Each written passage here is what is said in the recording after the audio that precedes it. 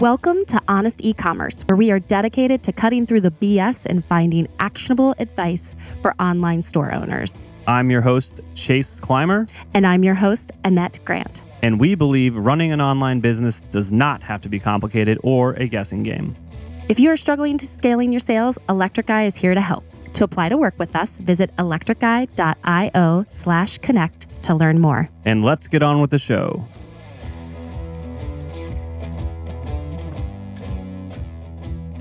On today's episode of Honest E-commerce, we welcome Lianna Patch from Punchline Copy. She's a conversion copywriter and comedian whose greatest dream is to make your customers pause, smile, and click. Alrighty, welcome back. Here is yet another episode of Honest E-commerce. I was actually looking at our stats earlier today, and we're catching up on Kurt Elster. He just got 1 million downloads, and we've got like 3,000. So we're doing good. Yeah, watch yourself, Kurt. We're coming for you. We're coming for you, Kurt. So with that being said, I'm welcomed by Annette across the table from me. What's up, everybody? And across America from us. I guess that's technically it's across America. Yeah, true. Today, we welcome to the show Lianna from Punchline Copy. Lianna is a professional conversion copywriter and a comedian. So we'll see what we can get out of her today. Welcome to the show. How are you doing? I'm good. Thanks for having me. Thanks for the no pressure intro to be funny. Yeah, no, now you have to give us a knock joke, and it has to be related to Shopify, or we're just going to cancel this thing. Oh, yeah. We should have had one teed up. Okay, I'll come up with one by the end. Okay, we'll see if we remember that. I will not.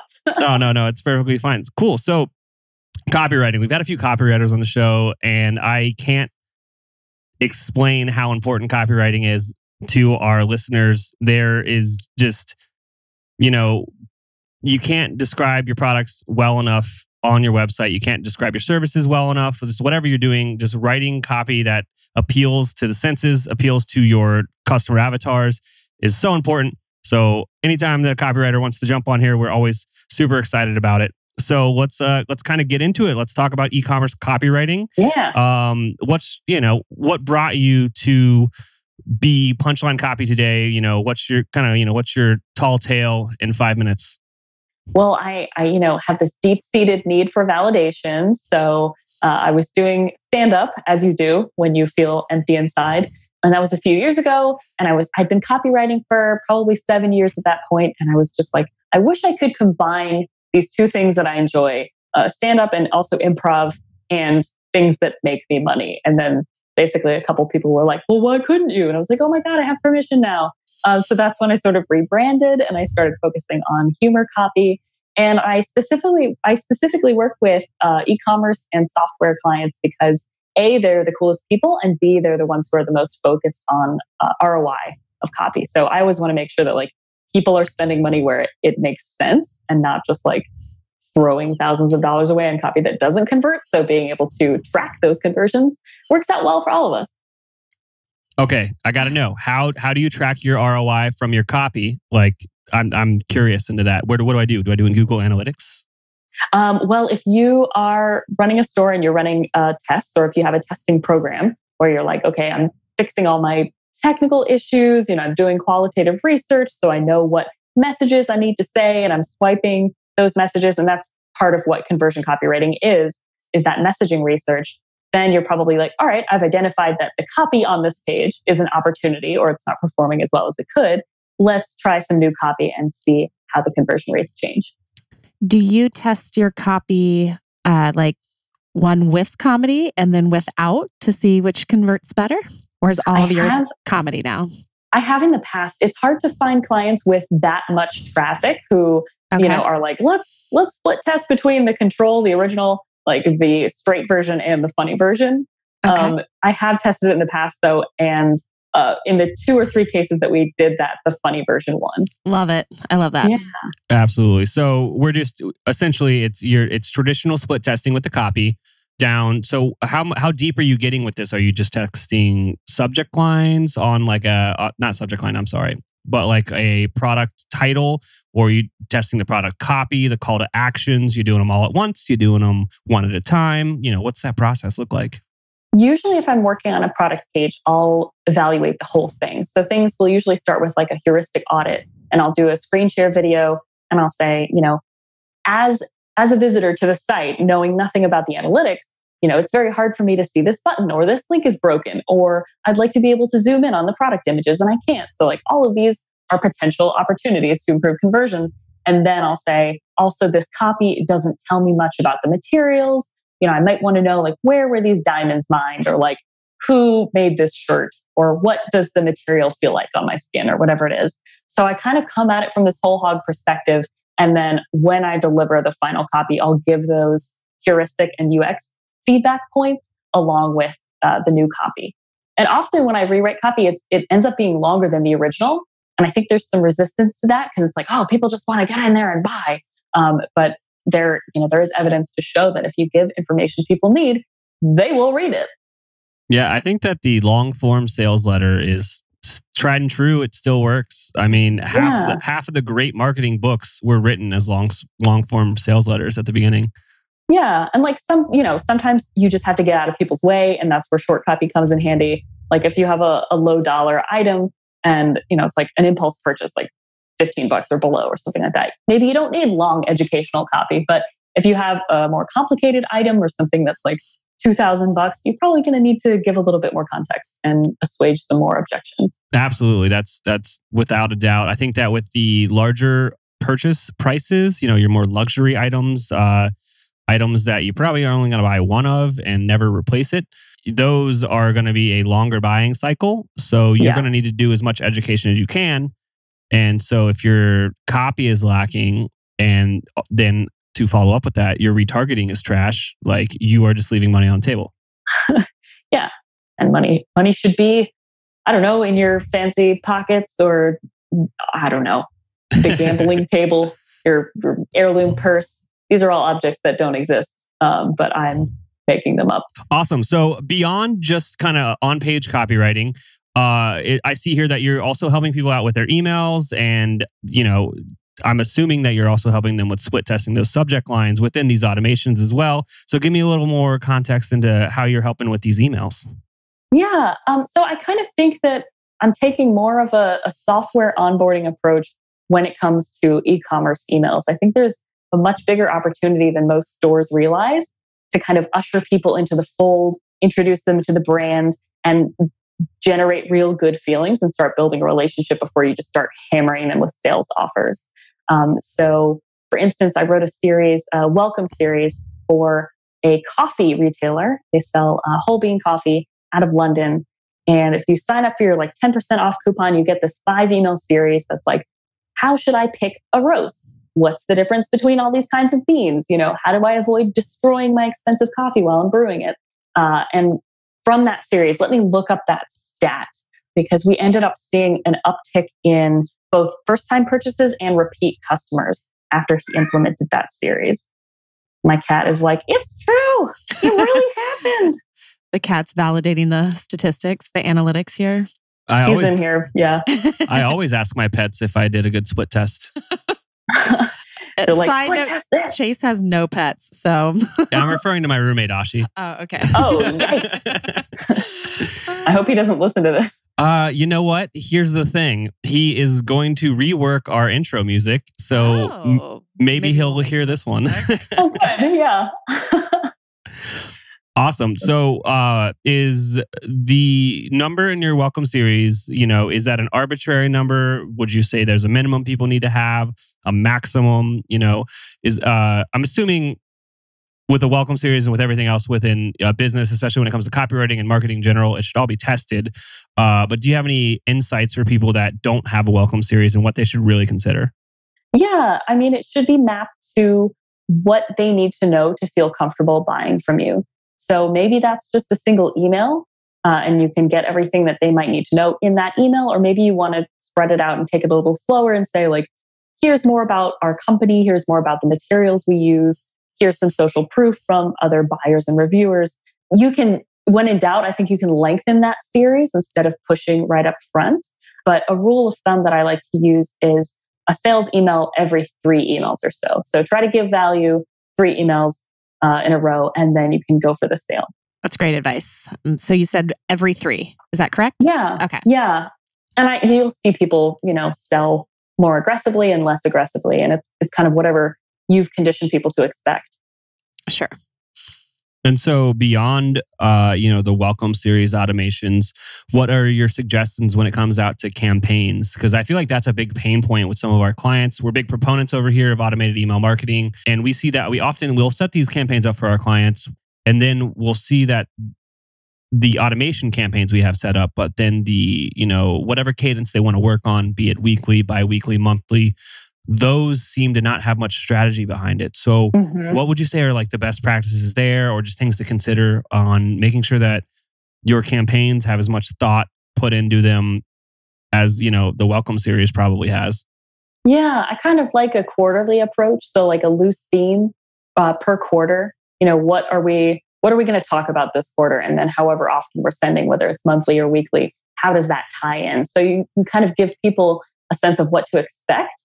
What to look forward to from you. Almost telling a story. I don't think it has to be much more complicated than that. If you're running like super complex promotions, then maybe you want to get a little more granular with your campaign planning. But I think like evaluating the effectiveness of any campaign before you send it, you just have to be ruthless. Like, how is this going to matter to the reader? Who is going to care about this? And if you can't clearly answer that question, you probably don't need to send a campaign. Yeah, that's my question. Is there ever a time, even if you're trying to stay on a cadence, you just say, you know what?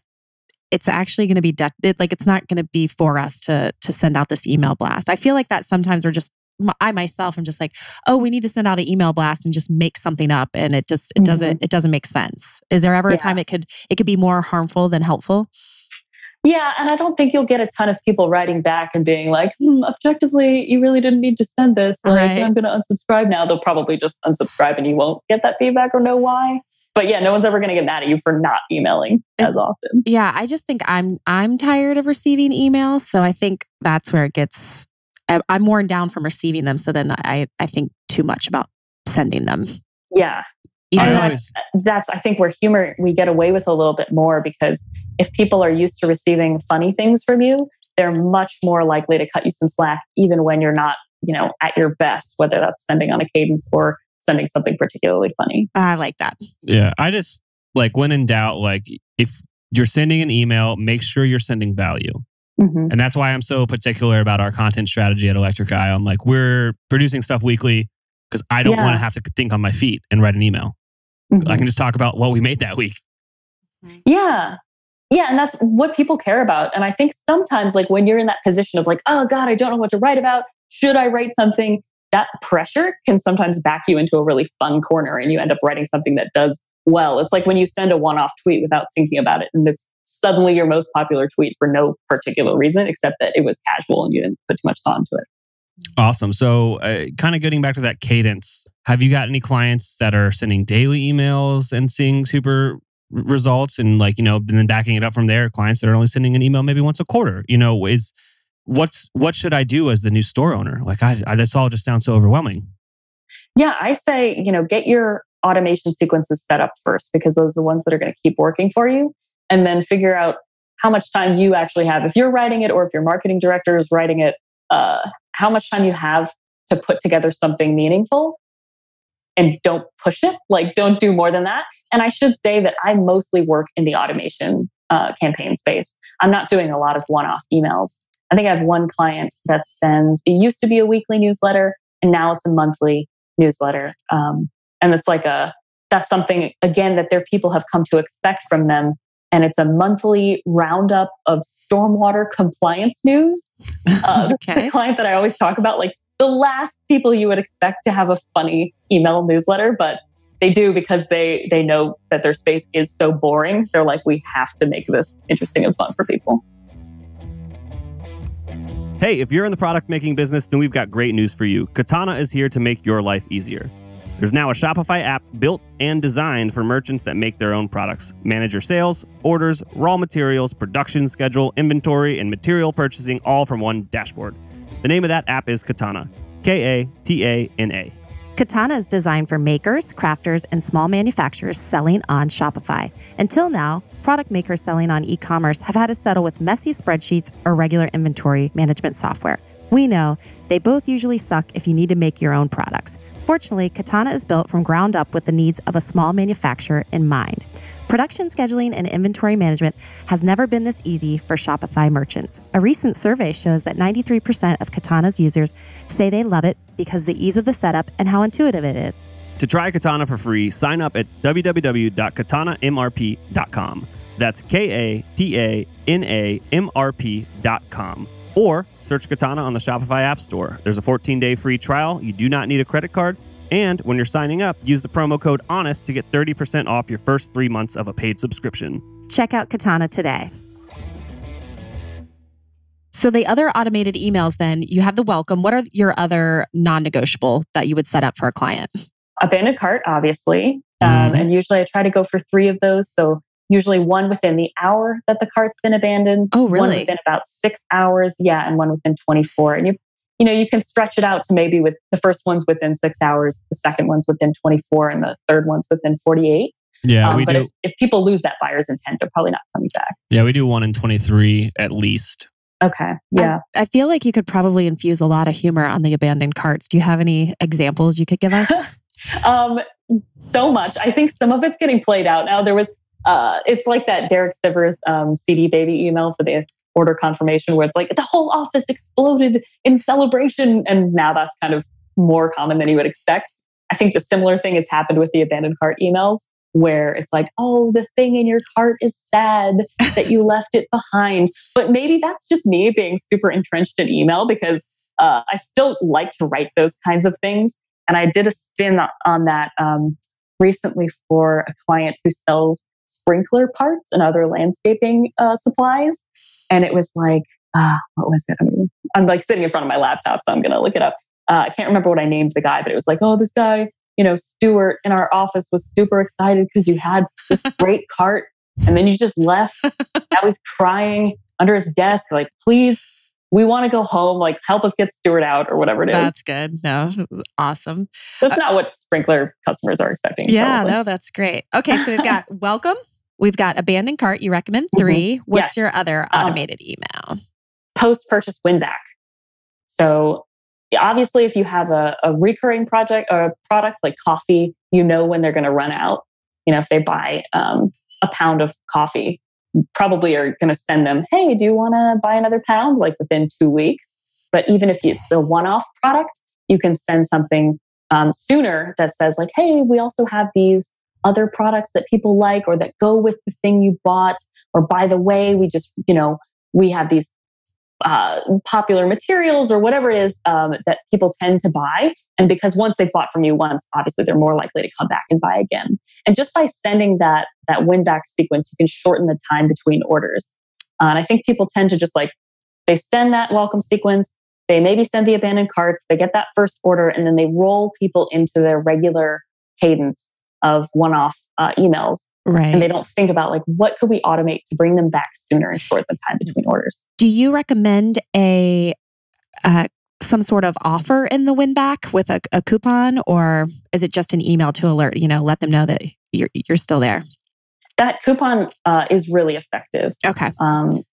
Obviously, you don't want to condition people to expect discounts every time they buy from you, because then they're going to become not great customers. But yeah, to get them back sooner, especially if it's something that they might need another of, that can be super effective.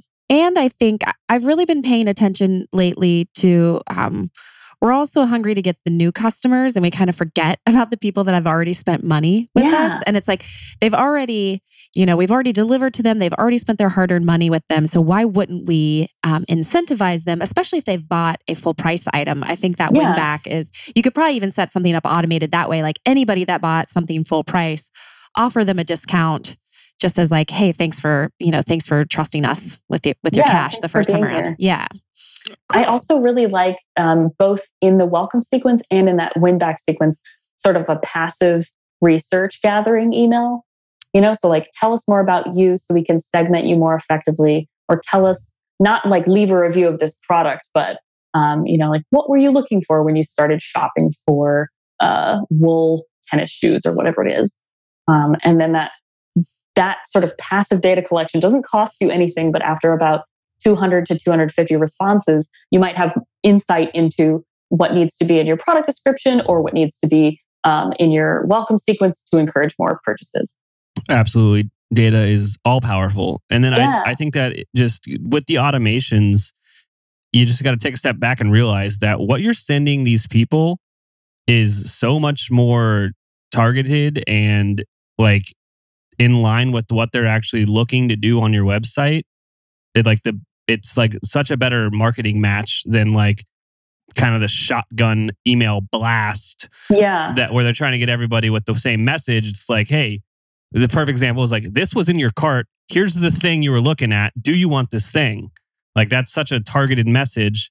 And then even like post-purchase, it's like, you bought this thing. Leave us a review about this thing. So like when you get it so niche down to exactly what these people are looking at and interacting with on your site, you get way higher response rates.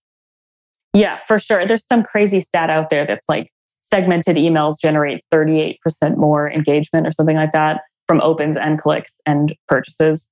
Yep. And then just taking that a step further, like just double downing on what you said earlier, like absolutely set all these automations up first because they're going to make you way more money than your email blast.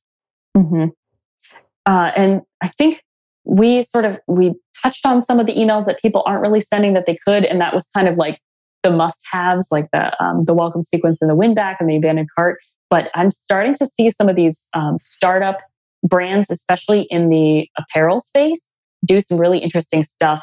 Are you guys familiar with Outdoor Voices? Yes. Absolutely. Yeah, they sent this email. A friend of mine ordered leggings from them, and they sent her an email that was like, hey, we're going to get these leggings, and they're going to be really tight. And they're supposed to be tight. And here's why. Like, they're going to loosen up a little bit, but the fabric that we use is a little tight at first. Like, just so you know. And if they do end up being too tight, don't worry, you can return them. But we're just giving you a heads up. And I'm thinking of that as like the pre-order receipt objection reducer. So like, I can't imagine how many returns that's cut down on. Oh, because so they many. sort of prepped people to know what to expect. Yeah. Like insane. I've never seen an e-commerce brand do that proactively. Support for our podcast comes from our friends at simplr, a new way to staff 24/7 sales and customer service on your e-commerce store. It works with your existing email and chat platforms, so setup is quick and easy. simplr's network of on-demand, US-based simplr specialists are standing by to answer your customers' most common questions. Set it up for free today and then turn it on or off depending on your customer volume. You only pay $2.25 for every resolution. No hidden fees, contracts, or minimums. Close more sales with simplr by staffing your email and live chat around the clock with simplr specialists. Start your free 7-day trial at simplr.ai/honest. That's simplr.ai/honest. So one time I did Smile Direct Club. I got the braces or whatnot, but they were so new when it was coming out, and I was kind of enthralled by their marketing, and I was like, I've always hated this little gap thing. Whatever, I did it, right? But they were like just building out their automations, and it was like I purchased this thing and then silence for 3 weeks, and I was like, "Yo, that was not cheap." Like, what's going on with my money? So if you have a product like that where it's expensive and it takes a while to it's a custom product or something, I got to go like customize this part for you. Like you got to keep the clients in the know after that. I'm sure that they've fixed that by now. But like, I remember that when I was like, what the hell's going on? Like, where silence, crickets right after you give them their money. Right. For sure. Like I thought I bought from Smile Direct, not Smile Indirect. Oh yeah. So sorry. Things to consider is like if you know that there's a particular set of products in your store that need a longer lead time, like you should set up automations like, hey, we got your order. It takes about a week for this to get pushed out the door. Like we're gonna keep you informed. You're gonna get this. You're gonna use the more information you give someone about something they've exchanged money and value for. Like no one's gonna complain that you sent them too many emails about communicating about the thing they already bought. Yeah, exactly.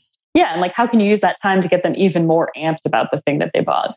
Like we're making this just for you. A client of mine, Manly Bands, they sell wedding rings and they do custom rings, and that obviously takes a longer lead time. And we've talked about for them, like sending the order confirmation. Here's what to expect. Here's how people are going to start making your ring, and then over the course of like the next 4 weeks, saying a little bit more about the actual ring, like smelting process and the stamping and carving and, jewel setting and like where the jewelers come from and their experience and that kind of stuff. So that by the time they actually have the ring in their hands, they're like, I know everything about this. And I've been waiting for weeks to get it. And I'm so excited. Instead of just being like, it's almost done. Yep. And it's almost there. It's like almost like a secondary welcome series. But by the time they get their custom made ring, you've created a brand evangelist out of this guy who's a nerd and is probably like, this is cool stuff. I'm learning about this ring. Yeah. And you're reinforcing that it was a good idea to drop thousands of dollars on this ring. Absolutely. Yeah. But to go back to some of these other automations that you can set up and maybe some like the easier ones that I see, the one low-hanging fruit, I hate that term. I hate fruit in general. I do hate fruit in general, but that's a whole different topic. He really does. Really? Oh my God. I'm a carnivore and meat and potatoes kind of guy over here. Meat and potatoes kind of guy for sure. All right. But here's something. Birthday email. Like it's so easy to set that up. It's one piece of data. And half the time you get it during checkout, send somebody a discount code during their birthday or just wish them happy birthday if you don't do discounts with your brand. Well, I guess that's just an easy automation setup that half the people don't do it. Yeah. Or if they do it, they use the default copy that comes in, I think, either Shopify or Klaviyo or both.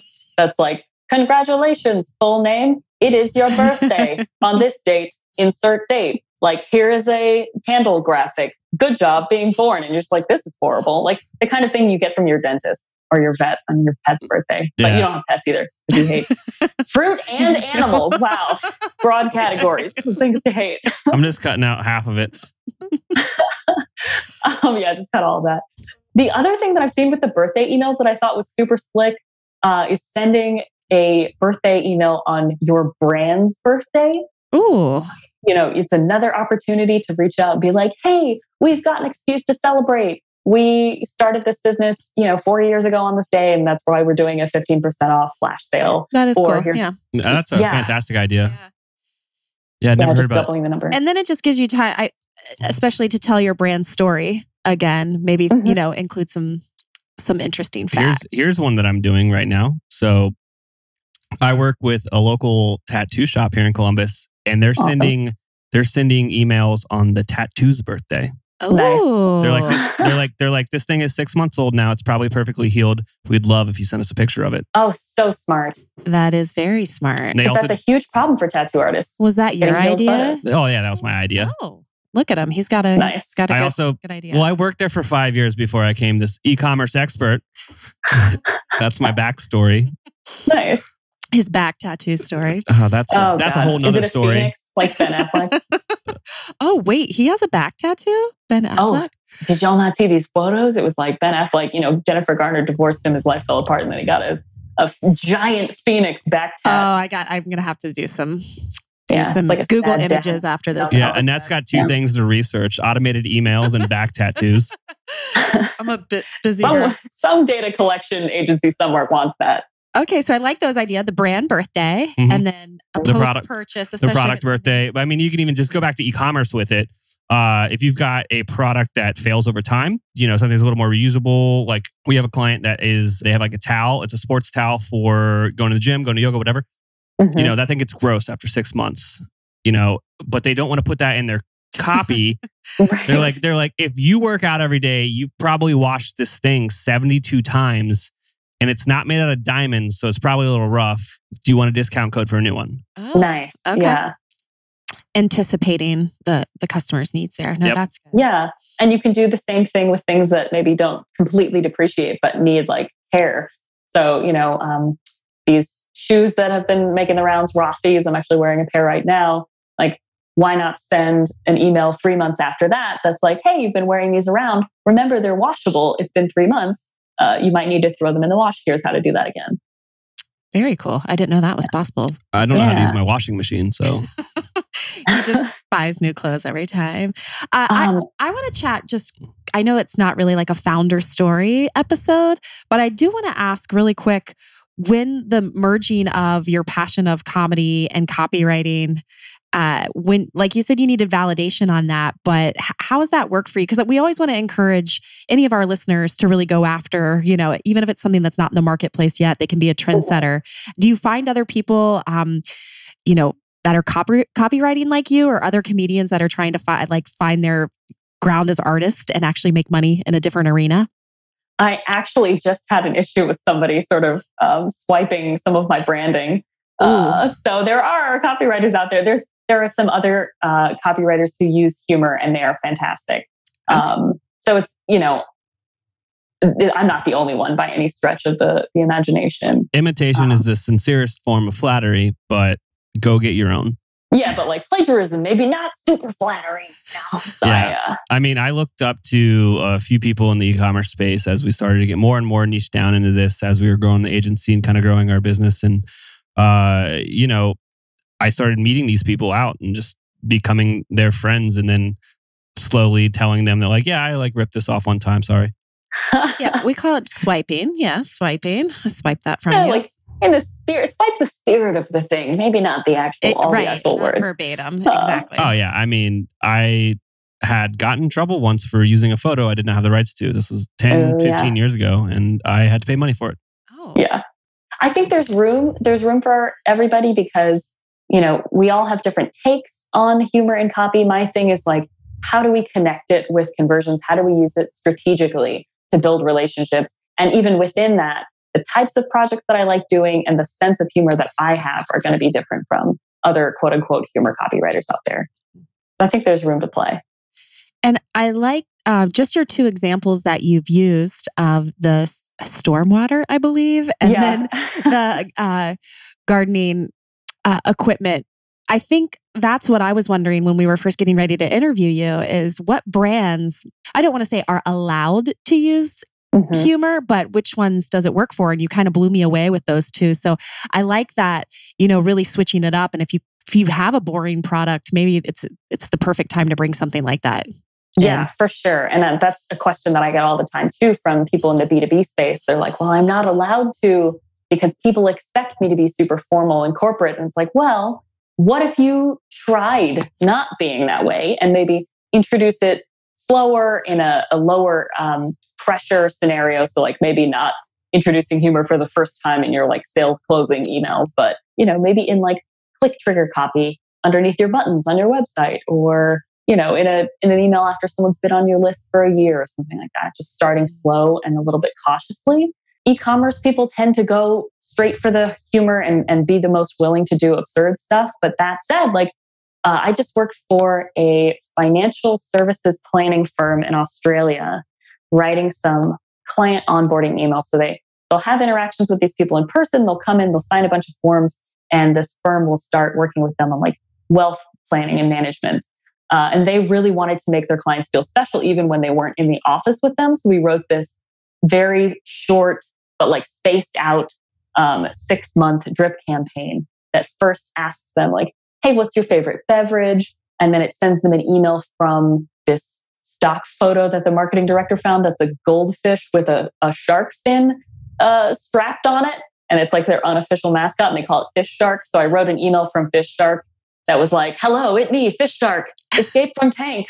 Like, want to write you and ask you how do. Oh, wait, have to go. Here, cleaning lady. Just something bizarre that they wouldn't expect from their financial services firm. And they were like, this is us. Like, this is so us. I included a GIF of somebody on a rugby team slapping someone else's butt. And they highlighted and they were like, this is our company culture. Not in that way. Oh my gosh, that's amazing. So like it happens where you wouldn't expect it, Yeah. Well, I mean, it goes back to most people that are building an e-commerce company, they want the freedom of doing whatever the heck they want. That's why we do this business. Like, who says you can't write copy however you want it? Who said you can't inject humor? Like, I think that's fantastic. And I'm going to take a page out of, Lianna's book over here and try to make be more funnies. Yeah. Just have more fun, because if you're having fun, as long as you're not being incredibly offensive, like most people are probably having fun with you. Absolutely. Awesome. So if people enjoy you and your brand of humor, where can they find out more about you?